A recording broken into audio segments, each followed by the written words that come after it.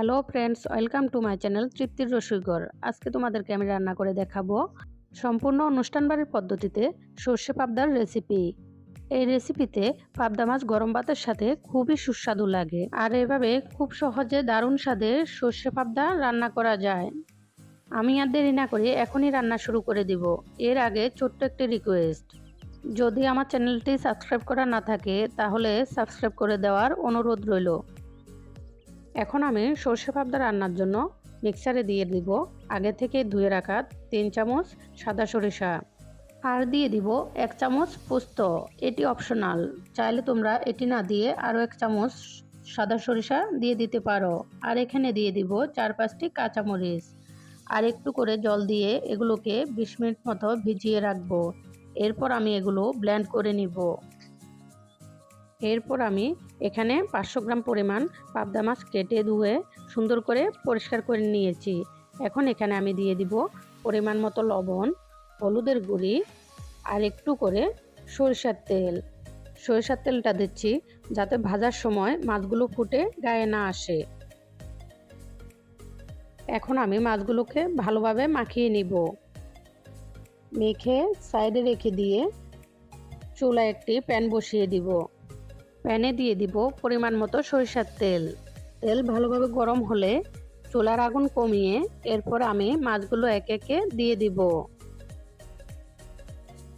মাছগুলো সাবধানে ভাজতে হবে, কারণ পাবদা মাছ খুব সহজেই ভেঙে যায়। এক পিঠ ভাজি হলেই এগুলো উল্টে দিব। মাছগুলো আমি এরকম একটু লাল করে ভাজবো, বেশি কড়া ভাজি করব না, কারণ খাওয়ার সময় তাহলে শক্ত লাগবে।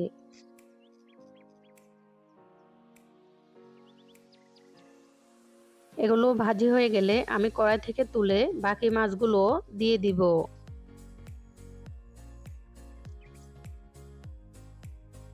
এভাবে সবগুলো মাছ ভেজে তুলে কড়াইয়ে যে তেলটুকু থাকবে এখানে আমি আরেকটু তেল দিয়ে দিব, আর ফোড়নের জন্য দিয়ে দিব শুধু কালোজিরা।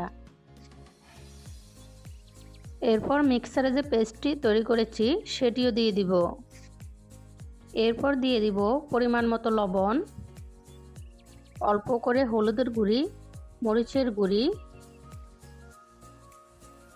এখন এগুলোকে আমি 4-5 মিনিট সময় ধরে কষাবো, শুধু সর্ষের যে কাঁচা গন্ধটা থাকে ওটা চলে যাওয়া পর্যন্ত।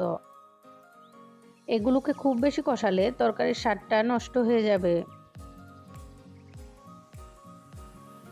এখানে আমি চুলার আগুন রেখেছি মিডিয়াম থেকে অনেকটা কম, কারণ এটিকে কম আগুনেই কষাতে হবে।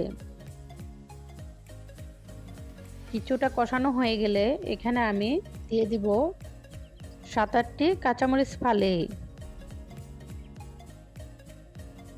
আর অল্প কিছুক্ষণ নেড়ে চেড়ে এখানে আমি ঝোলের জন্য পরিমাণ মতো জল দিয়ে দিব।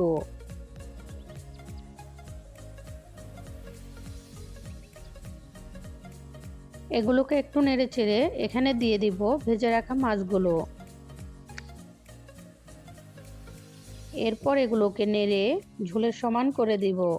এখন আমি চুলার আগুনটি মিডিয়ামের থেকে একটু বাড়িয়ে দিব, ভালোভাবে ফোটার জন্য। মাছগুলো সিদ্ধ হওয়ার জন্য অপেক্ষা করব। মাছ সিদ্ধ হয়ে গেলে নামানোর আগে চুলার আগুন কমিয়ে এখানে আমি উপর থেকে 2 চামচ চিনি ছড়িয়ে দিব, কারণ তরকারিটি খেতে কিছুটা মিষ্টি মিষ্টি ভাব হবে।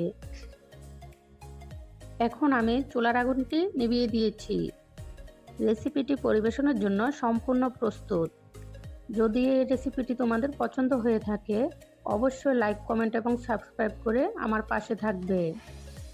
এই বলে আজকের মতো এখানেই বিদায় নিচ্ছি। পরবর্তীতে চলে আসবো নতুন কোনো রেসিপি নিয়ে।